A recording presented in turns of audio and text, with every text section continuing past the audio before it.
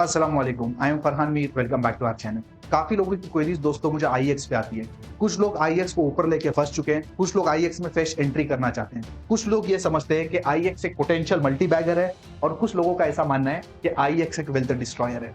इस वीडियो में दोस्तों डिटेल में डिस्कस करेंगे आईएक्स के बारे में। 6 पॉइंट हम लोग डिस्कस करने वाले हैं। पॉइंट ए में हम ये समझेंगे कि आईएक्स का बेसिकली बिजनेस मॉडल क्या है। दो टाइप के कॉन्ट्रैक्ट होते हैं इंडियन मार्केट में, short term contract, long term contract, वो भी हम समझेंगे। दोनों का मार्केट शेयर कितना है और इन जनरल आईएक्स का कितना टोटल मार्केट शेयर है पावर ट्रेडिंग में, ये हम लोग डिस्कस करेंगे। तो that will be under a point, that is your business model.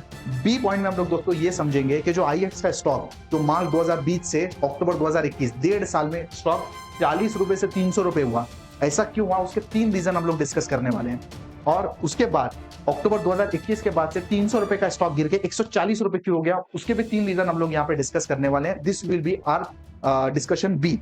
Discussion C में दोस्तों हम ये डिस्कस करेंगे कि जो 3 महीना पहले जो एक न्यूज आई थी मार्केट कपलिंग की, जिसकी वजह से आईएक्स का स्टॉक 20% डाउन हुआ, वो क्या न्यूज है उस पर भी हम लोग डिटेल में डिस्कस करेंगे। उसके बाद हम ये देखेंगे कि लॉन्ग टर्म में क्या कंपनी को एडवांटेजेस है, क्या कंपनी को डिसएडवांटेजेस है। यहाँ भी टोटल हम लोग 4 पॉइंट डिस्कस करेंगे। उसके बाद ई पॉइंट में हम लोग बेसिकली इसका टेक्निकल एनालिसिस देखेंगे, इसका चार्ट देखेंगे कि लॉन्ग टर्म शॉर्ट टर्म में इसका चार्ट क्या बोलता है। And finally I am going to conclude कि मेरा इस पे क्या ओपिनियन है, मैं इसमें ट्रेडिंग पोजीशन ले रहा हूँ, इन्वेस्टमेंट पोजीशन ले रहा हूँ, मेरी तरफ से यस है या नो है। इस पूरे स्क्रीन पे दोस्तों आप देख सकते हो कि काफी सारे खाली पॉइंट रखे हुए हैं यहाँ पे मैंने, तो इसका आप स्क्रीनशॉट लीजिए। वीडियो कंप्लीट होने के बाद ये जो चीजें है ना, ये आपने खुद फील करनी है। तो इससे मुझे ये पता चलेगा कि आप कितने इस वीडियो को ध्यान से देख रहे हैं, कितनी आपको अंडरस्टैंडिंग है। मुझे दोस्तों मेरा एम ये है ना कि ये वीडियो देखने के बाद ना आईएक्स के बारे में सब चीजें आपको ऐसी पता होनी चाहिए और कुछ देखने की जरूरत नहीं पड़ना चाहिए। तो चलो शुरू करते हैं विदाउट वेस्टिंग टाइम। सबसे पहले हम लोग पॉइंट ए बिजनेस मॉडल के बारे में बात करेंगे।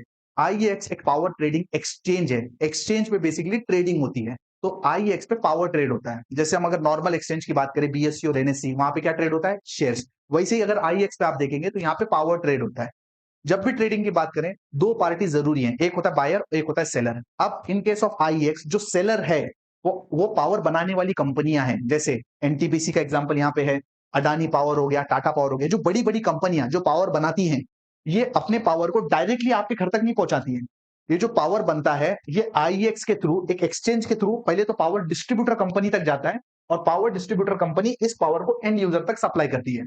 तो basically power generator and power distributor के बीच में एक जो प्लेटफॉर्म है, जो एक्सचेंज प्लेटफॉर्म है, वो आईएक्स प्रोवाइड करता है।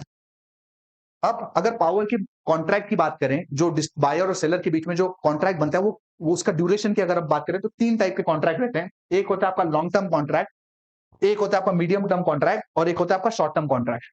लॉन्ग टर्म कॉन्ट्रैक्ट का मतलब होता है अगर बायर और सेलर के बीच में 7 से ज्यादा साल और 25 साल तक का अगर कॉन्ट्रैक्ट बनता है तो उसको लॉन्ग टर्म कॉन्ट्रैक्ट बोलते हैं। मीडियम टर्म मतलब अगर बायर और सेलर के बीच में 1 से 5 साल का कॉन्ट्रैक्ट बन जाए तो उसको मीडियम टर्म कॉन्ट्रैक्ट बोलते हैं। एंड अगर ये कॉन्ट्रैक्ट 1 साल से कम है तो इसको शॉर्ट टर्म कॉन्ट्रैक्ट बोलते हैं। अब इंडियन मार्केट की अगर हम बात करें, इंडियन पावर मार्केट की, तो यहाँ पे तो मीडियम टर्म कॉन्ट्रैक्ट होते ही नहीं है। 2 ही कॉन्ट्रैक्ट बचे अभी अपने पास, long term and short term. अब इसमें भी अगर आप मार्केट शेयर की बात करें तो जो लॉन्ग टर्म का जो मार्केट शेयर है वो 88% के आसपास है और शॉर्ट टर्म का मार्केट शेयर 12% के आसपास है। रीजन क्या है कि लॉन्ग टर्म का 88% है, वो हम लोग आगे जाके डिस्कस करने वाले हैं। तो फिलहाल हम लोग इस डिस्कशन को शॉर्ट टर्म पे सीमित रखेंगे। अब अगर शॉर्ट टर्म मार्केट की आप बात करें ना, तो यहाँ पे आप देख सकते हैं कि 36% बेसिकली ट्रेडर्स के पास होता है, 40% पावर एक्सचेंजेस के पास होता है और 20% डीएसएम और यूआई के पास होता है। इसका मतलब है कि अगर हम शॉर्ट टर्म मार्केट में भी देखें तो जो पावर एक्सचेंजेस है, मतलब यहाँ पे आईएक्स आता है, उसके पास कितना मार्केट शेयर है, 40%। आप क्विकली इस वीडियो को पॉज कीजिए और मुझे बताइए कि आईएक्स का कितना कितना शेयर बना आईएक्स का टोटल। देखिए लॉन्ग टर्म का कितना है, 88%। शॉर्ट टर्म का कितना है, 12%। 12% के अंदर भी अगर आप देखोगे ना, 12% में ये 3 आते हैं, तो 12% के अंदर 40%, मतलब ऑलमोस्ट 4.5 से 5% के आसपास। तो जो पूरा पावर ट्रेडिंग सिस्टम है उसमें आईएक्स कहां पे आता है, शॉर्ट टर्म में। शॉर्ट टर्म में भी 40% के आसपास। इसका मतलब 4 से 5% मार्केट शेयर है आईएक्स का ओवरऑल पावर ट्रेडिंग सिस्टम में पूरे इंडिया के। अब इसके अगर आप प्रोडक्ट देखोगे तो ये 3 प्रोडक्ट हैं। डे अहेड मार्केट मतलब यहाँ पे जो 1 दिन पहले इलेक्ट्रिसिटी आप ट्रेड कर सकते हैं। टर्म अहेड मार्केट मतलब 11 दिन एडवांस में आप इलेक्ट्रिसिटी ट्रेड कर सकते हैं। और तीसरा बेसिकली आरईसी है, जो सर्टिफिकेट्स वगैरह लोग प्रोवाइड करते हैं। तो ये आईएक्स बेसिकली प्रोडक्ट प्रोवाइड करता है। अब आईएक्स के अगर आप क्लाइंट देखेंगे तो आप देख सकते हैं कि सब वेल नोन, बहुत बड़ी कंपनियां, सरकारी कंपनियां, प्राइवेट कंपनियां, बहुत अच्छे इनके क्लाइंट्स हैं। 7,500 से ऊपर इनके पास पार्टिसिपेंट्स हैं। तो ये तो दोस्तों हो गया बिजनेस मॉडल। पूरे बिजनेस मॉडल में आपने एक चीज बड़ी इंपॉर्टेंट समझनी है कि जो पूरा टोटल जो पावर मार्केट है उसमें आईएक्स के पास कितना है, 4 से 5%। क्यों? क्योंकि लॉन्ग टर्म में कितना है, 88, शॉर्ट टर्म में कितना, 12। उस 12 में से भी 40% आईएक्स के पास है, मतलब 4 से 5% आईएक्स के पास ओवरऑल पावर ट्रेडिंग का मार्केट शेयर है। सेगमेंट बी में दोस्तों हम ये बात करेंगे कि मार्च 2020 के में कोविड लो से जो 40 रुपए के आसपास का शेयर था आईएक्स, वो 1.5 साल में 300 रुपए के आसपास चला गया। तो इस रैली का क्या रीजन है, यहाँ पे मैं आपके साथ 3 पॉइंट डिस्कस करने वाला हूं, क्यों इस शेयर में इतनी बड़ी बढ़त आई है। और दोस्तों जैसे मैंने आपको स्टार्टिंग में स्क्रीनशॉट निकालने बोला था, उसमें तीनों ब्लैंक पॉइंट है, तो आपने ये पॉइंट नोट करके वहां पे फिल करना है, तो मुझे भी समझ में आएगा कि आपको वीडियो पूरा समझ में आ चुका है। तो 3 रीजन क्या है। रीजन नंबर 1, मार्च 2020 में दोस्तों कोविड के लो से आईएक्स का स्टॉक 6 से 8 गुना हो गया। मैं आपको बताऊं 300 से ज्यादा कंपनियां ऐसी है ना उस लो में जो 10-10 गुना हो गई। तो ऐसा ये नहीं है कि आईएक्स अकेला शेयर है जो इतना ज्यादा बड़ा है। इंडियन मार्केट में भयंकर बुल मार्केट थी, केमिकल के तो ऑलमोस्ट सभी स्टॉक 10-10 गुना हो गए, आईटी के 10-10 गुना हो गए। तो ऐसा कुछ आइसोलेशन में नहीं हुआ कि आईएक्स एक अकेला शेयर था जो बड़ा, पूरे स्टॉक ऐसे बढ़े। और अक्टूबर 2021 के आसपास मार्केट ने एक अपना टॉप बना लिया था, वहीं से स्मॉल कैप इंडेक्स की करेक्शन स्टार्ट हो गई थी। तो यहाँ पे मार्केट ने अपना टॉप बनाया, वहीं से करेक्शन स्टार्ट हो गई और ये शेयर यहाँ आके रुक गया। आप देख सकते हैं कि इसी लेवल के आसपास ये स्टॉक ने ब्रेकआउट दिया था। ये देखिए, इसी लेवल के आसपास स्टॉक ने ब्रेकआउट दिया, उसी लेवल के आसपास ये स्टॉक यहाँ पे आके रुक गया। तो अगर आप देखोगे तो 40 रुपए से 300 गया, 300 से वापस आके 140 के आसपास सेटल हो गया। मतलब अगर आप यहां से पकड़ोगे तो भी ऑलमोस्ट 3-3.5 गुना रिटर्न है, जो अपने आप में बहुत बड़ी बात है। तो रीजन नंबर 1 तो ये है दोस्तों इसके बढ़ने का कि बुल मार्केट ही थी। अब बुल मार्केट में सब कुछ चल रहा था तो आईएक्स भी चल गया, उसमें कोई खास बात नहीं है। रीजन नंबर 2, ये तो एक जनरल रीजन हो गया। रीजन नंबर 2 हम थोड़ा सा इसमें स्पेसिफिक जाएंगे। और रीजन नंबर 2 ये है ना कि आप, एक लॉजिकल रीजन है। देखिए कोविड में क्या हुआ था, कोविड में पूरी फैक्ट्रीज बंद थी, सब लोग घर पे बैठे थे। जो इलेक्ट्रिसिटी का जो मेजर कंजम्पशन होता है ना, वो फैक्ट्रीज वगैरह में ही ज्यादा होता है। जब फैक्ट्रीज बंद थी, ऑब्वियस सी बात है इलेक्ट्रिसिटी का कंजम्पशन बहुत ज्यादा गिर गया था। जब भी कंजम्पशन गिर जाता है मतलब क्या, डिमांड कम हो गई। जैसे डिमांड कम हो जाएगी प्राइस क्या हो जाएगा, कम हो जाएगा। ऑब्वियस सी बात है, अगर किसी भी चीज की डिमांड कम हो जाती है तो प्राइस कम हो जाएगा। अब पीछे चलते हैं, मैंने आपको बताया था कि दो टाइप के कॉन्ट्रैक्ट होते हैं। एक क्या होता है, लॉन्ग टर्म, एक होता है शॉर्ट टर्म। आईएक्स इसमें काम करता है, शॉर्ट टर्म में काम करता है, बराबर। अब जो मेजर जो कॉन्ट्रैक्ट होते हैं वो तो लॉन्ग टर्म के 88%, तो लॉन्ग टर्म के कॉन्ट्रैक्ट बन चुके हैं। अब शॉर्ट टर्म में क्या हो गया, शॉर्ट टर्म में डिमांड गिर गई क्योंकि कंपनी फैक्ट्रीज वगैरह बंद थी, इसकी वजह से जो इलेक्ट्रिसिटी प्राइस है वो भी गिर गया। अब जैसे ही इलेक्ट्रिसिटी का प्राइस गिर गया तो शॉर्ट टर्म में चीजें सस्ती हो गई। जैसे शॉर्ट टर्म में चीजें सस्ती हो गई, बायर और सेलर क्या सोचेंगे भाई, जो बायर रहेगा वो क्या सोचेगा, चलो हम शॉर्ट टर्म एक्सचेंज से बाय कर लेते हैं। इसकी वजह से अगर आप देखोगे ना, पॉइंट नंबर 2, आईएक्स के जो वॉल्यूम है, ट्रेडिंग वॉल्यूम, वो काफी ज्यादा बढ़ गया। और यही चीज आपको यहाँ पे रिजल्ट में भी रिफ्लेक्ट होती है। ये देखिए, अगर आप रिजल्ट देखेंगे ना तो 257 करोड़ रेवेन्यू, देखिए 317, 426 रेवेन्यू, किस तरीके से उसका जंप हो गया यही 2 साल में। और वही से अगर आप नेट प्रॉफिट भी देखेंगे, ये देखो 178 से 213 एंड 303। तो ये दोस्तों दूसरा रीजन था जिसकी वजह से आईएक्स के शेयर में बहुत ही ज्यादा जंप आ गया। अब नेक्स्ट जो रीजन अगर हम बात करेंगे ना, ये है एमबीईडी का, मार्केट बेस्ड इकोनॉमिक डिस्पैच। इसका मतलब ये है कि 2018 में एक्चुअली एक सर्कुलर आया था, उस सर्कुलर के हिसाब से ये जो पूरी ट्रेडिंग है ना, पूरी मार्केट की ट्रेडिंग, ये एक्चुअली एक्सचेंजेस के थ्रू होने वाली थी। अभी किसके थ्रू, अभी जो लॉन्ग टर्म जो कॉन्ट्रैक्ट है ना, वो एक्सचेंजेस के थ्रू नहीं हो रहा। लॉन्ग टर्म कॉन्ट्रैक्ट तो ऐसे बाहर के बाहर हो जा रहे हैं, मतलब 88% मार्केट तो वैसे बाहर चले जाता है। सिर्फ 12% मार्केट एक्सचेंज में हो रहा है, उसमें 12% में भी 40% हो रहा है। बट एमबीईडी के हिसाब से जो 2018 में जो एक सर्कुलर आया था, उसके हिसाब से पूरा के पूरा ट्रेडिंग बेसिकली एक्सचेंज पे हो जाएगा। इसका मतलब है अगर ऐसा हो जाता है तो आप समझिए जो आईएक्स का शेयर है, इसको कितना बड़ा प्लेटफॉर्म मिल जाएगा। अभी पूरी मार्केट का 4-5% है, बट अगर पूरा एक्सचेंज पे आ जाता है तो ये कितना बड़ा इंपैक्ट पड़ सकता है। और ये न्यूज दोस्तों 2018 से बहुत ज्यादा गर्म थी, 2020 से भी गर्म चली रही थी न्यूज। तो उस न्यूज के चक्कर में भी फ्लो में आईएक्स का शेयर बढ़ता गया और बढ़ के अपने टॉप पे पहुंच गया 300 रुपए के आसपास। So I hope this 3 reasons are clear to you. आप ऊपर गया तो अब नीचे भी आना है उसको, ऑब्वियस सी बात है। तो डिस्कस करेंगे कि रीजन क्यों ये स्टॉक नीचे आया। जो बढ़ने के रीजन थे ना, वही एग्जैक्टली उल्टे उसके गिरने के भी रीजन है। ऑब्वियस सी बात है, अक्टूबर 2021 के आसपास मार्केट पे टॉप लग गया। अब मार्केट टॉप लगा तो स्टॉक गिरने लग गए, जैसे सब स्टॉक गिर गए, आईएक्स भी गिर गया। एक तो मार्केट का टॉप भी लग गया था, और अक्टूबर 2021 में आप देख सकते हैं कि जो वैल्यूएशन है ना, वो बहुत ही ज्यादा स्ट्रेच हो चुकी थी। मतलब ऑलमोस्ट 90 के आसपास आईएक्स की वैल्यूएशन हो चुकी थी, जो इटसेल्फ अपने आप में बहुत ज्यादा है। तो ऑब्वियस सी बात है, वहां से करेक्शन ट्रिगर होना ही था, और वो गिर के वो जो पी है उसका 90 का पी 40 के आसपास हो गया। तो ये तो हो गया रीजन नंबर 1 कि वैल्यूएशन और मार्केट में जो करेक्शन आ गई थी वो। दूसरा रीजन ऑब्वियस सी बात है कि उस कोविड अक्टूबर 2021 के आसपास कोविड खत्म हो चुका था, फैक्ट्रीज रीओपन होने लगी थी। अब जैसे फैक्ट्रीज रीओपन होगी, क्या हो जाएगा कि पावर की डिमांड बढ़ जाएगी। जैसे पावर की डिमांड बढ़ेगी, पावर के प्राइसेस बढ़ जाएंगे। अब इस केस में जो लॉन्ग टर्म कॉन्ट्रैक्ट है उनका तो फिक्स है, बट शॉर्ट टर्म में पावर की जो प्राइस है वो ज्यादा बढ़ रही है। इसका मतलब है एक्सचेंज पे इसकी ट्रेडिंग कम हो जाएगी क्योंकि इसकी प्राइस बहुत ज्यादा बढ़ चुकी है। तो जो केस नंबर 1 में इसका जो एडवांटेज था, वो केस नंबर 2 में इसका बिल्कुल डिसएडवांटेज हो गया, एग्जैक्टली उल्टा हो गया।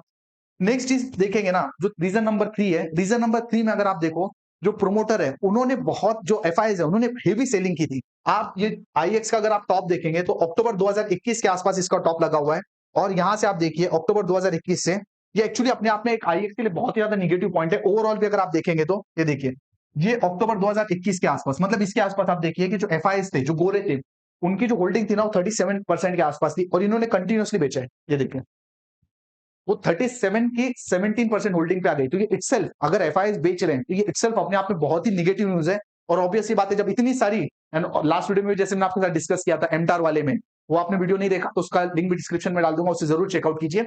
उसमें मैंने आपको क्लियर बताया कि पब्लिक के पास अगर शेयर्स आते हैं ना तो ये एक्चुअली अच्छा साइन नहीं होता। जब तक कि प्रोमोटर के पास या एफआईएस डीआईएस के पास है तब तक तो ठीक है। आईएक्स में बेसिकली कोई प्रोमोटर ही नहीं है, जीरो प्रोमोटर वाली कंपनी है, प्रोफेशनली मैनेज्ड है, ज्यादा फर्क नहीं पड़ता। बट प्रॉब्लम क्या है, प्रॉब्लम यह है ना कि एफआईएस ने अपनी कंटिन्यूअसली होल्डिंग बेची है, और अगर एफआईएस बेच के डीआईएस लेते तो फिर भी थोड़े तसल्ली थी। प्रॉब्लम क्या है, प्रॉब्लम यह है कि इसी दौरान जो पब्लिक है उन्होंने देखिए 51% से इनकी स्टेक बढ़ गई 61 के आसपास। तो ये सबसे बड़ी प्रॉब्लम है एक्चुअली, कि एफआईएस ने भले ही बेचा है लेकिन डीआईएस, पब्लिक ने इसको बाय किया है, तो ये अपने आप में एक नेगेटिव पॉइंट बन जाता है। तो ये भी एक रीजन था एफआईएस की कंटिन्यूअसली हेवी सेलिंग की वजह से आईएक्स का स्टॉक डाउन हो गया। 3 रीजन हमने डिस्कस किया। सबसे पहले रीजन क्या था, ऑब्वियस सी बात है, मार्केट ओवर वैल्यूड हो गई थी, स्टॉक ओवर वैल्यूड हो गया था, और मार्केट के साथ स्टॉक करेक्ट हो गया। दूसरा रीजन क्या था कि फैक्ट्रीज वगैरह ओपन हो गई तो शॉर्ट टर्म में पावर की प्राइसेस बढ़ गई, तो ऑब्वियस सी बात है शॉर्ट टर्म में कोई ट्रेड नहीं करना चाहता था। एंड वही चीज अगर आप देखोगे ना तो उसके रेवेन्यू में भी रिफ्लेक्ट होता है। ये देखिए, वही चीज उसके रेवेन्यू में भी रिफ्लेक्ट होता है। 426 के बाद कुछ बहुत ज्यादा इसमें बढ़त नहीं आई हुई है। तो ये पॉइंट नंबर 2 था आपके पास। और अगर पॉइंट नंबर 3 की हम लोग बात करें तो आप देख सकते हैं कि एफआईएस कंटिन्यूअसली यहाँ पे सेल कर रहे थे। और एक और पॉइंट भी डिस्कशन का यहाँ पे बनता है, वो ये है कि 2018 से ये हो रहा था कि एमबीईडी आएगा, पूरा प्लेटफॉर्म पावर पे शिफ्ट, शॉर्ट टर्म ट्रेडिंग पे शिफ्ट हो जाएगा। लेकिन आप देख सकते हैं कि जो शॉर्ट टर्म का जो मार्केट था ये एक्चुअली ग्रो नहीं किया। उम्मीद ये लगाई जा रही थी कि यहाँ पे ग्रो करेगा, लेकिन ये ग्रो नहीं किया। तो ये भी एक रीजन था कि शॉर्ट टर्म का मार्केट नहीं बढ़ रहा था। तो ये भी रीजन एक था कि इसकी वजह से आईएक्स का शेयर करेक्ट हो गया और 130-40 के आसपास आके स्टेबल हो गया। तो ये दोस्तों पॉइंट नंबर बी अपना डिस्कशन हो गया, जिसमें अपने 3 पॉइंट डिस्कस किए क्यों बढ़ा, और 4 पॉइंट हमने डिस्कस किए क्यों नहीं बढ़ा। सेगमेंट नंबर सी में दोस्तों हम लोग मार्केट कपलिंग के बारे में बात करेंगे। जून 2023 में एक न्यूज आई मार्केट कपलिंग की, उसकी वजह से आप देखेंगे कि आईएक्स का शेयर 2 ही दिन में 20-25% डाउन हो गया। ऑलरेडी बेचारा मरा पड़ा स्टॉक था, 300 से 140 पे आ चुका था, उसमें भी ऐसा ऐसा हैमर पड़ा कि 20% और गिर गया। तो ऐसी क्या न्यूज थी, वो थी मार्केट कपलिंग। मार्केट कपलिंग का मतलब क्या होता है कि पूरे मार्केट में one price one grid one nation, मतलब पूरे मार्केट में एक ही प्राइस चलेगी। इसके लिए थोड़ा सा आपको समझना पड़ेगा। देखिए सिंपल बात है, एक एक्सचेंज का काम क्या होता है, एक एक्सचेंज का काम होता है प्राइस को डिस्कवरी करना। इसका मतलब है अगर आप देखेंगे कि 2 एक्सचेंजेस है, एनएससी और बीएससी, इनका मेन काम क्या है, इनका मेन काम यह है कि एक शेयर की प्राइस को डिस्कवरी करना, मतलब प्राइस डिसाइड करना। ऑब्वियस सी बात है वो बायर और सेलर के हिसाब से प्राइस को डिस्कवर करेंगे। अगर कल को ऐसा डिसाइड हो गया कि एनएससी और बीएससी है, ठीक है, और एक जो प्राइस जो है स्टॉक की वो कोई और थर्ड पार्टी डिसाइड करेगा, तो वो केस में जो एक्सचेंज है उसका एक्चुअली रोल ही खत्म हो जाता है। तो exchange will act as a broker. तो ये सिचुएशन यहाँ पे आईएक्स में बन गई। आईएक्स की मोनोपोली क्या है, आईएक्स की मोनोपोली है ना कि आईएक्स प्राइस डिसाइड करता है। तो अगर कल को मार्केट कपलिंग की वजह से, जो ऐसा माना जा रहा है मार्केट में कि मार्केट कपलिंग की वजह से ये जो आईएक्स की जो प्राइस डिस्कवरी मैकेनिज्म है वो उससे लिया जाएगा, और अगर वो लिया जाता है ना तो आईएक्स की यहाँ पे मोनोपोली खत्म हो जाती है, क्योंकि फिर ये एक एक्सचेंज नहीं रहेगा, ये एक नॉर्मल ब्रोकर रहेगा। ये मार्केट कपलिंग के अंदर पूरा सिस्टम आने वाला है। और ऑब्वियस सी बात है, अगर आज के दौर में आप देखो तो ऐसे 3 एक्सचेंज है, एक तो आईएक्स है, एक पीएक्स है, पीएक्सआईएल है, और एक एचपीएक्स है। तो अब मेजोरिटी अगर आप देखोगे ना तो 90% से ऊपर का शेयर आईएक्स के पास है, वो डिसाइड करता है। तो अगर कल को इसके पास से वो मैकेनिज्म चला जाता है तो ये 2 जो एक्सचेंजेस हैं वो भी उठ जाएंगे, है ना, और इनके भी मार्केट शेयर बढ़ने लगेंगे। तो ये मार्केट कपलिंग का प्रॉब्लम है। अब देखा जाए तो जब मैंने एसएन गोयल साहब का इंटरव्यू सुना, जो कि आईएक्स के मैनेजिंग डायरेक्टर हैं, उनके हिसाब से तो देखिए उन्होंने यूरोप का एग्जांपल दिया कि यूरोप में एक्चुअली 26 देश हैं। अब 26 देश है तो हर देश की ज्योग्राफी अलग है, सबकी डिमांड अलग है, सप्लाई अलग है। कोई हाइड्रोजन बनाता है, कोई न्यूक्लियर एनर्जी बनाता है, इसके लिए वहां पे मार्केट कपलिंग जरूरी है, क्योंकि इतने सारे जो देश हैं इनमें एक सिस्टम होना चाहिए। अगर हम इंडिया की बात करें, इंडिया में तो वैसे एक ही सिस्टम चल रहा है, तो मार्केट कपलिंग इंडिया में तो इंप्लीमेंट नहीं हो सकती। मार्केट कपलिंग का अगर मतलब ये है कि एक्सचेंज की कपलिंग करना है, मतलब 3 एक्सचेंजेस पे, ठीक है, 3 एक्सचेंज मतलब आईएक्स हो गया और पीएक्सएल हो गया, एचपीएक्स, अगर इनकी कपलिंग करना है, इसका क्या मतलब है? इसका मतलब ये बनता है कि प्राइस डिस्कवरी कोई और करेगा। अगर ये होता है तो आप समझिए कि ये सेक्टर में, जो एक्सचेंज वाले सेक्टर में बिल्कुल भी इन्वेस्टमेंट नहीं आएगा, मतलब प्राइस डिस्कवरी कोई और करा, मतलब खत्म हो गया बात, ये पूरा सेक्टर ही खत्म हो गया। तो एस एन गोयल साहब का ऐसा कहना है कि ये पॉसिबल नहीं है, ऐसा गवर्नमेंट नहीं करने वाली है। इनका मतलब है कि कुछ और ही मतलब है मार्केट कपलिंग का। तो ये डिस्कशन उन्होंने बताया, और जिसकी वजह से आपने देखा कि आईएक्स के स्टॉक में बुरी तरीके से क्रैश आ गया, क्योंकि लोगों का ऐसा मानना था कि मार्केट कपलिंग का मतलब होता है कि भाई अब जो प्राइस डिस्कवरी मैकेनिज्म है वो आईएक्स के पास से ले लिया जाएगा। अब उसके बाद ये सर्कुलर कब आया था? जून में आया था। उसके बाद एक सर्कुलर अगस्त में भी आया, ठीक है, और अगस्त में उस सर्कुलर के हिसाब से मार्केट कपलिंग के बारे में कुछ भी डिटेल में नहीं दिया गया, इस चीज को ऐसे उड़ा दिया गया, ठीक है। अब क्या चीजें हो सकती है मार्केट कपलिंग में? कुछ लोगों का ये भी मानना है कि भाई it is not about only market coupling, ठीक है, ये भी हो सकता है कि मार्केट कपलिंग के साथ एमबीईडी भी आ जाए, क्योंकि मार्केट कपलिंग का एक्चुअली जो फर्स्ट प्रपोजल था ना, वो 2019 के आसपास आया था, और जो एमबीईडी है उसका पहला प्रपोजल कब आया था? वो आया था 2018 के आसपास, मतलब 3-4 साल से ये चीजें अभी डिस्कशन में ही है, ठीक है। तो अब एक चीज तो है कि मार्केट कपलिंग आ जाए, मार्केट कपलिंग आ गई तो आप समझिए आईएक्स खत्म है, ठीक है, फिर उसमें खत्म, फिर कुछ डिस्कशन का पॉइंट ही नहीं है। लेकिन अगर मार्केट कपलिंग के साथ, अगर मार्केट कपलिंग नहीं आई तो भाई जो चल रहा है चल रहा है, अगर मार्केट से मार्केट कपलिंग आई तो आईएक्स खत्म है। अगर मार्केट कपलिंग के साथ मार्केट कपलिंग आ भी गया और साथ में अगर एमबीईडी भी आ गया, एमबीईडी का क्या मतलब है? जस्ट अभी मैंने आपको कुछ देर पहले बताया, याद है कि नहीं, कि पूरी की पूरी trading short term long term सब कुछ एक्सचेंज पे होगी। तो वो केस में क्या होगा?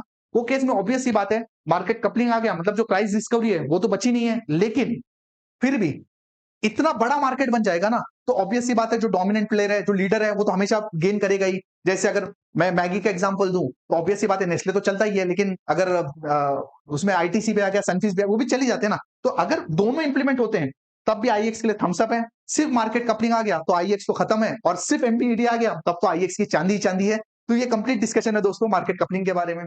अब सेक्शन डी की बात करते हैं कि कंपनी के लिए लॉन्ग टर्म में क्या एडवांटेजेस हैं और लॉन्ग टर्म में क्या डिसएडवांटेजेस हैं। जो सबसे पहला पॉइंट है वो है इसकी जो मोनोपोली है। बहुत सारे प्रोडक्ट्स में, जैसे हमने स्टार्टिंग में प्रोडक्ट जो डिस्कस किए थे, बहुत सारे प्रोडक्ट में तो 98% के आसपास मोनोपोली है, और ओवरऑल अगर पावर एक्सचेंज वाला मार्केट आप देखोगे तो 90% से ऊपर इसकी मोनोपोली है। तो मोनोपोली अपने आप में एक बहुत ही बड़ा पॉजिटिव पॉइंट है।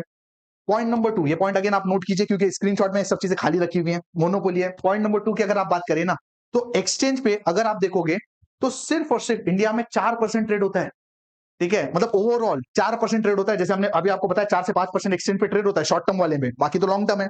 बट अगर आप बाकी डेवलप कंट्रीज में जाओगे तो अप टू 91% होता है। नॉर्थ पोल में अप टू 91% है, जर्मनी में 49% है। इसका मतलब है ये जो सेगमेंट है, जो शॉर्ट टर्म ट्रेडिंग का सेगमेंट है, वो डेवलप कंट्री में इतना ज्यादा है, मतलब यहाँ पे ग्रोथ की बहुत ही ज्यादा पोटेंशियल है।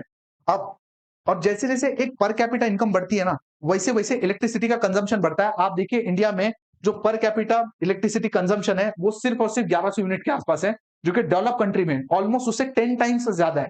तो जैसे जैसे लोगों के पास पैसा आएगा और इलेक्ट्रिसिटी की कंजम्पशन बढ़ेगी, तो अल्टीमेटली एक पावर सेक्टर एक ऐसा सेक्टर है ना जो ग्रो करता ही रहेगा। अब जो पावर जनरेशन आप देखिए over a period of time हर साल बढ़ रहा है, हर साल बढ़ रहा है। अब ऑब्वियस ही बात है, अगर आप ये इसका सीएजीआर देखेंगे कि कितने रेट से बढ़ रहा है, तो ये 5.8% के आसपास बढ़ रहा है।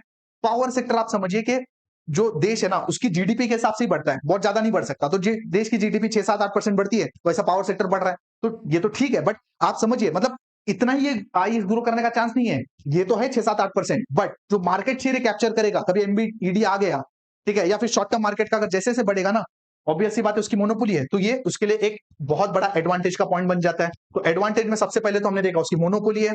उसके बाद आप देखिए कि अभी जो ग्रोथ है पावर सेक्टर में वो बहुत ही ज्यादा अच्छी होने वाली है।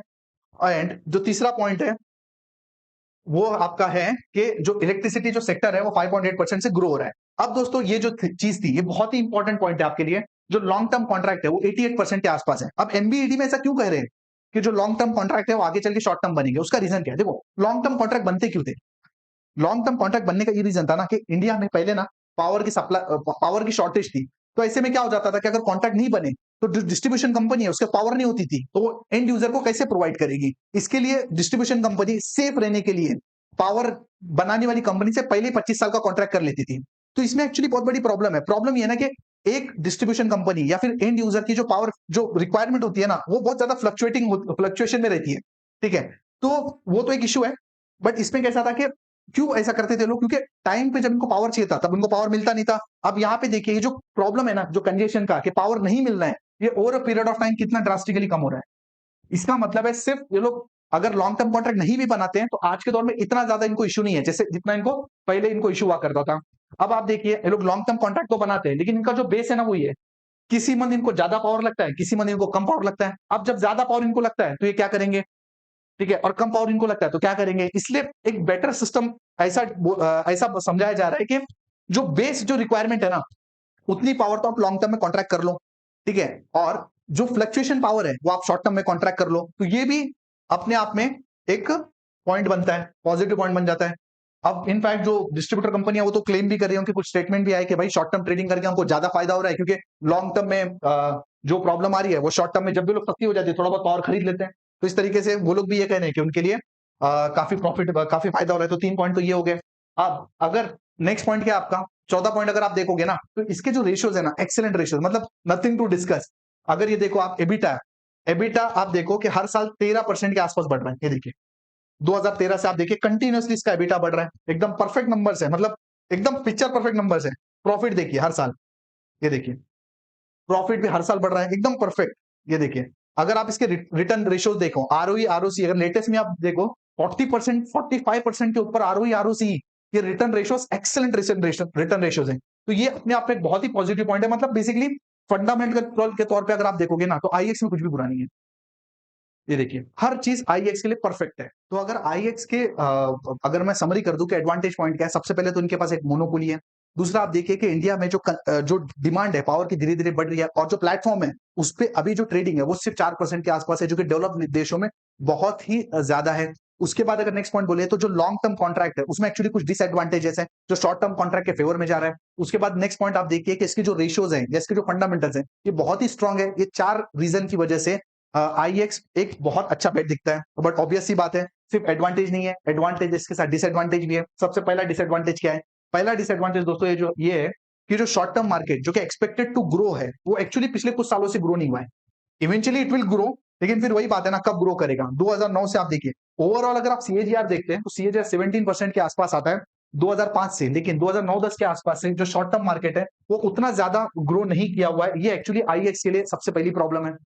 दूसरी बड़ी प्रॉब्लम क्या है कि जो मोनोपोली है ना, एक्चुअली अगर मार्केट कपलिंग आ जाती है ना तो इनकी पूरी मोनोपोली खत्म हो जाएगी, क्योंकि इनकी मोनोपोली एक्चुअली प्राइस डिस्कवरी की वजह से ही है। अब प्राइस डिस्कवरी अगर हर कोई कर लेगा तो फिर इनके पास काय की मोनोपोली बचेगी, तीनों एक्सचेंज अपने आप में इक्वल हो जाएंगे, और इस तरीके से इनकी मार्केट कपलिंग अगर आ जाता है तो इनको प्रॉब्लम है। नेक्स्ट प्रॉब्लम क्या है, अगर ऐसा हो जाता है ना तो ये जो एक्सचेंज है वो बेसिकली ब्रोकर बन के रह जाएगा, क्योंकि उनके पास तो प्राइसिंग पावर ही नहीं है। और अगर ब्रोकर है तो किसी भी ब्रोकर को इतनी हाई वैल्यूएशन नहीं मिलती जितनी के फिलहाल आईएक्स को मिल रही है। 40 का पी, इनफैक्ट 100 तक गया था वो तो अलग बात है, बट 100 तक तो ठीक है, मतलब अक्टूबर 2021 में जब बुल मार्केट थी बहुत सारी कंपनी के गए थे। बट आज भी अगर 40 का पी है तो इसीलिए क्योंकि वो एक एक्सचेंज का दर्जा रखती है। मार्केट कपलिंग आ गई तो ये तो ब्रोकर बन जाएगा, तो इतना तो फिर पॉसिबल नहीं है। और जो मेन नेक्स्ट चीज जो है इंपॉर्टेंट चीज है, देखिए आईएक्स अल्टीमेटली क्या एक्सचेंज है, एक तरफ बायर है एक तरफ सेलर है। जो पावर बनाने वाली कंपनी है अडानी पावर टाटा पावर, ये कंपनी 8 से 10 के पी पे काम करती है। आप खैर उनका पी बढ़ रहा है, बट जनरली 8 से 10 के पी पे इतनी बड़ी बड़ी कंपनियां काम करती है, और डिस्ट्रीब्यूटर भी इतनी कम 10-15 के पी पे काम करते हैं। मतलब power as a whole sector में बहुत ज्यादा मार्जिन नहीं होता। तो अगर कोई एक्सचेंज आ जाता है बीच में जो 50-60 के पी पे काम कर रहा है, तब तो भाई अपने आप में प्रॉब्लम है, क्योंकि ये तो मेन कंपनियां जो बायर और सेलर है वो जितने पी पे काम नहीं कर रहे उससे ज्यादा अगर एक्सचेंज करता है तो ये तो अपने आप में बहुत बड़ी प्रॉब्लम है। नेक्स्ट चीज दोस्तों क्या होती है कि प्रॉब्लम ये है ना कि इसमें ना गवर्नमेंट का बड़ा कंट्रोल है, क्योंकि आप समझिए अगर मैं सीडीएसएल की बात करूं या एनएससी बीएससी की बात करूं तो इस पे जो जो चीजें ट्रेड होती है ना वो शेयर्स हैं, वो ठीक है अपने आप में, बट यहाँ पे मसला क्या है, यहाँ पे पावर का मसला है। और पावर एक्चुअली कमोडिटी है। आप देखिए इलेक्शन आ जाएगा, गवर्नमेंट बोलेगी किसानों को फ्री पावर दे देते हैं, सब्सिडी दे देते हैं, और कर्जा माफ कर देते हैं। तो ये एक्चुअली बहुत बड़ा प्रॉब्लम है। जो पावर जो चीज जो ट्रेड हो रही है ना, ये एक्चुअली बहुत हाईली रेगुलेटेड एंटिटी है, और इसकी वजह से ना गवर्नमेंट उठ के कभी भी कोई भी डिसीजन ले लेती है। जैसे सब कुछ ठीक चल रहा था, इतना कुछ खर्चा किया आईएक्स ने, इतना बढ़िया प्लेटफॉर्म बनाया, अचानक में मार्केट कपलिंग इन्होंने अनाउंस कर दी और तब से लोग की बैंड बजी है। तो गवर्नमेंट की इंटरवेंशन अगर किसी भी कंपनी में आती है ना, तो ये अपने आप में एक बहुत ही बड़ा नेगेटिव पॉइंट है। नेक्स्ट जो सेगमेंट है ई, इसमें हम लोग टेक्निकल एनालिसिस की बात करें। अब अगर इस चार्ट को आप देखते हैं, मतलब अगर मेरे को ये चार्ट कोई बता दे और ये बोले कि भाई ये आईएक्स का चार्ट नहीं है, मतलब इसमें से कंपनी हटा देना, तो मेरे ख्याल से इस चार्ट में कोई भी प्रॉब्लम नहीं है। देखिए हुआ क्या कि यहाँ से स्टॉक चला, यहाँ तक गया और फिर यहाँ से गिर गया। कहाँ से कहाँ तक बढ़ा था? ये बढ़ा था 40 रुपीज से 300 तक, और 300 गिर के आज 140 के आसपास है। कोई प्रॉब्लम नहीं, मतलब यहाँ से देखा जाए तो 3-3.5%, 3-3.5 गुना फिर भी हुआ है। और इतने बड़े अगर एक्सपांशन है, उसके बाद इतना कॉन्ट्रैक्शन होना, ये किसी भी शेयर में एक नॉर्मल सी बात है, कोई भी मसला नहीं है। लेकिन अगर थोड़ा-सा हम अंदर जाते हैं, न्यूज़ फ्लो के साथ इसको जोड़ते हैं ना, तो ये इश्यू है। अब ये देखिए, एक इसमें अच्छी चीज़ आपको समझने लायक ये है ना, कि जिस तरीके से टॉप बना हुआ है, आप देखिए, जब भी ये एक एक्चुअली आपके लिए लर्निंग है हमेशा के लिए, जब भी इतने हेवी वॉल्यूम के साथ एकदम टॉप पे कोई बड़ी कैंडल बन जाए ना, इतने हेवी वॉल्यूम के साथ, तो आप समझिए कि वो टॉप यहाँ पे लग चुका है एक लंबे टाइम के लिए, और उसके बाद अब यहाँ पे स्टॉक कंसोलिडेट कर रहा है। अब शॉर्ट टर्म में क्या होने की पॉसिबिलिटी है? ये देखिए, शॉर्ट टर्म में काफी हद तक ये तय है कि ये जो पार्ट है नीचे का, ये जो बॉटम है, ये जो पैनिक बॉटम बना हुआ है, इतने बड़े वॉल्यूम के साथ, ये काफ़ी हद तक मुझे ऐसा लगता है कि ये जो बॉटम है, ये इतनी जल्दी नहीं टूटने वाला है। ये इसका बॉटम यहाँ पे लग चुका है। उसके बाद ये जो शेयर है, वो अपनी रिकवरी करने की कोशिश कर रहा है। जनरली ये केस में होता क्या है कि ऐसे मार्केट चलती है, ऐसा स्टॉक कंसोलिडेट करता है, फिर धीरे-धीरे, धीरे-धीरे ऐसे ऊपर चले जाता है। तो इस तरीके से ऐसा यू शेप बना के ऊपर जाता है। अब अगर आपको इस पे ट्रेडिंग बेट करनी है, तो अब इसमें स्टॉप लॉस क्या बनेगा? ये जो लो है, इसके आस-पास अगर आप एक स्टॉप लॉस लेते हैं और ऊपर कहाँ तक जाने की कोशिश कर सकता है ये स्टॉक, जो फर्स्ट टारगेट इसका जो बनेगा ना, वो ये लेवल के आसपास रहेगा। ये जो 200 के आसपास का जो लेवल है, क्योंकि आप देखिए कि इसी लेवल के आसपास उसने सपोर्ट लिया हुआ है। ये इसका पहला रेजिस्टेंस बनेगा। उसके बाद जो नेक्स्ट रेजिस्टेंस है, अगर ये 200 लेवल को क्रॉस कर लेता है, तो ये ऑल टाइम हाई भी निकाल सकता है। ये सिर्फ और सिर्फ मैं टेक्निकल के हिसाब से बता रहा हूँ। एक स्टॉप लॉस के साथ 200 तक के लिए इसको बेट लिया जा सकता है। फाइनली दोस्तों लास्ट पॉइंट पे आते हैं, और मेरा इसमें क्या कंक्लूजन है। ये दोस्तों देखिए, ये आईआरसीटीसी का चार्ट है। अगर मैं नाम हटा दूं तो शायद आप पहचान भी नहीं पाओगे, एग्जैक्टली डुप्लीकेट कॉपी है। ये देखिए, एक ट्रेंड बना था, टॉप पे एकदम हेवी वॉल्यूम के साथ एक कैंडल बनी थी, और उसके बाद इसका डाउनफॉल चालू हो गया। जब यहाँ पे ये शेयर था ना इसके आसपास, तब मैंने यूट्यूब चैनल पे बताया था, और ये बताया था कि भाई मेरे को आईआरसीटीसी नहीं लेना है, ठीक है। और उसके बाद 1-1.5 साल से तो ये शेयर यहाँ पे कंसोलिडेट ही कर रहा है। हुआ क्या, यहाँ पे एक न्यूज आ गई थी आईआरसीटीसी में, और न्यूज ये थी ना कि जो जितना आईआरसीटीसी कमाती है ना, उसका कुछ 50% जो फीस वगैरह जो कहते हैं, सरचार्ज वगैरह जो आईआरसीटीसी लेता है, उसका 50% के आसपास गवर्नमेंट ले लेगी। वो न्यूज के बाद आईआरसीटीसी कभी रिकवरी नहीं कर पाया। और आप देखिए, अगर मैं आईआरसीटीसी के आपको फाइनेंशियल बताऊं, तो आप देख सकते हैं, देखिए पिछले 3, ऑब्वियस सी बात है, यहाँ तो कोविड है, उसको आप छोड़ दीजिए। कोविड के बाद से आप देखिए, लास्ट मार्च 2023 में 3,541 करोड़ का उसका रेवेन्यू आया, सेल्स आया। ये देखिए, कभी नहीं हुआ इतना, कभी नहीं हुआ। हालांकि जब वो टॉप बनाया था उसने, तब तो उसका जो रेवेन्यू था वो बहुत ही कम था, 2000 के आसपास। इतना ज्यादा उसका रेवेन्यू बना हुआ है। अगर सेम चीज आप प्रॉफिट में देखें, जितना प्रॉफिट इसने अभी बनाया ना, उतना प्रॉफिट उसने कभी नहीं बनाया। फिर भी ये स्टॉक की प्राइस आप देखिए, ये है। कहना क्या चाहता हूं, कहना, और ये दोस्तों मैं इसमें नहीं, मैंने बहुत बार देखा। एक बार बीपीसीएल में न्यूज आई थी कि गवर्नमेंट ने कुछ जितना बीपीसीएल कमाते उससे 1.5 रुपए निकाल लिया, ठीक है। और 1.5 रुपए के चक्कर में बीपीसीएल शेयर कभी ऊपर ही नहीं आ पाया फिर उसके बाद। तो पॉइंट ये है ना कि जब भी ऐसा गवर्नमेंट का ओवरहैंग बना रहता है ना, तो वो स्टॉक को परफॉर्म करना थोड़ा सा मुश्किल होता है। तो सिंपल बात है, जो मार्केट कपलिंग गवर्नमेंट ने अनाउंस किया, उसका रीजन क्या है? देखिए, उसका रीजन तो समझ नहीं आया। क्यों? क्योंकि उससे फायदा किसका होगा? ठीक है, मतलब ना उसका फायदा, उससे फायदा ना एक्सचेंज का होगा, ना गवर्नमेंट का होगा, ना बायर का होगा, ना सेलर का होगा। क्योंकि प्राइस डिस्कवरी तो कोई भी कर ले, बायर से किसको फर्क नहीं पड़ता। तो ये लाने का मकसद क्या था? तो हो सकता है ये मकसद हो कि इतना बड़ा जो हाईली रेगुलेटेड पॉलिटिकल कनेक्टेड जो सेक्टर है पावर, इसमें रेगुलेशन, इसमें किसी को लोग मोनोपोली नहीं चाहते, इसलिए गवर्नमेंट ने शायद मार्केट कपलिंग अनाउंस कर दिया।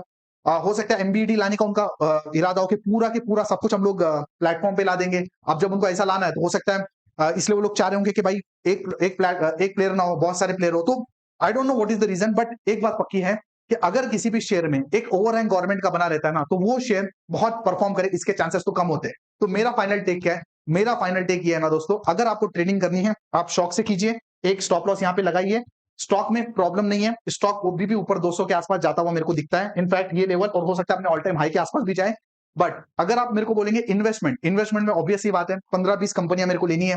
15-20 कंपनी में ऐसी कंपनी तो मैं नहीं लेना चाहूंगा जिसमें मेरे को प्रॉब्लम है। सब चीज सही है, ठीक है, सब कुछ परफेक्ट है, बट जहां पे गवर्नमेंट आ जाती है ना, वहां पे मुझे उतना ज्यादा कॉन्फिडेंस नहीं आता। और दूसरी बात यह है कि देखिए, ये जो मार्केट कंपनी का अनाउंस कब, 2018 से चल रहा है एमबीडी, 2019 से चल रहा है मार्केट कंपनी, 3-4 साल हो गए, अब तक तो कुछ नहीं हुआ। अगर इंप्लीमेंट भी हो जाता है ना, तो आप समझ लो आने वाले 2-3 साल 4 साल तो कुछ नहीं होने वाला। बिकॉज ऐसा नहीं होता कि कपलिंग हो गई। अब कपलिंग होगी तो भाई बहुत सारी चीजें, कौन डिसाइड करेगा प्राइस, कैसे फाइनेंशियल सेटलमेंट कैसे होगी, कौन सा सॉफ्टवेयर यूज करेंगे, कौन उसको चलाएगा, फिर एक्सचेंजेस का क्या होगा, बहुत सारी चीजें होती है। मतलब इंप्लीमेंट होने को भी 3-4 साल लग जाएंगे। इसका मतलब है कि ये जो रेवेन्यू है वो तो ग्रो करता ही रहेगा, क्योंकि जैसा पीछे चल रहा है सब कुछ सही है, मोनोपोली है, वो तो चलता रहेगा। ठीक है, तो आने वाले 2-3 साल तो परफेक्ट है, कोई मतलब मसला ही नहीं है। अगर मार्केट कपलिंग आ भी जाए तो भी 2-3 साल बाद आनी है। बट वही बात है, इस ओवरहैंग के साथ ये शेयर कितना रिकवर करेगा, कब गवर्नमेंट की न्यूज़ आए, या हो सकता है पॉजिटिव न्यूज़ आ जाए कि भाई हम लोग मार्केट कपलिंग नहीं कर रहे हैं। अगर ऐसा आ गया तो भाई फिर तो ये 20-25%, 30% की कभी बॉटल बना दे। तो वही बात है, अनसर्टेनिटी है। मेरे को 15-20 स्टॉक इन्वेस्टमेंट के लिए लेना है, मैं नहीं लूंगा। ट्रेडिंग के लिए लेना है, शौक से ले सकते हैं। नीचे का स्टॉप लॉस लगाइए, ऊपर का टारगेट है, एकदम परफेक्ट सेटअप बना हुआ है। इतना बुरा होने के बाद भी ये लो नहीं बिके, इसका मतलब है ये लो इतने जल्दी से नहीं जाने वाले। सो that's it for this video. I hope the screenshot is ready with you, and आप उसमें पॉइंट नोट कीजिए और डिस्क्रिप्शन में मेरे को लिख के बताइए भाई कितने पॉइंट आपने सही बनाए। और इस तरीके की वीडियो अगर आप मेरे से और चाहते हैं तो कमेंट बॉक्स में बताइए कि नेक्स्ट वीडियो कौन से आपको शेयर पे चाहिए। इसी तरीके की स्टडी मैंने एक एमटार पे भी की हुई है, उसका लिंक भी डिस्क्रिप्शन में डाल दूंगा, वो भी आप चेकआउट कर लीजिए। बहुत जल्दी मिलते हैं अगले वीडियो के साथ, तब तक अपना ख्याल रखिए। वीडियो को बहुत ज्यादा शेयर कीजिए, हो सकता है कि आप जैसे कोई आपका भाई भी इस स्टॉक में फंसा हो या उसको नई एंट्री करनी हो, तो this will be helpful to all. So that's it, बहुत जल्दी मिलते हैं अगले वीडियो के साथ, तब तक अपना ख्याल रखिए। अस्सलाम वालेकुम।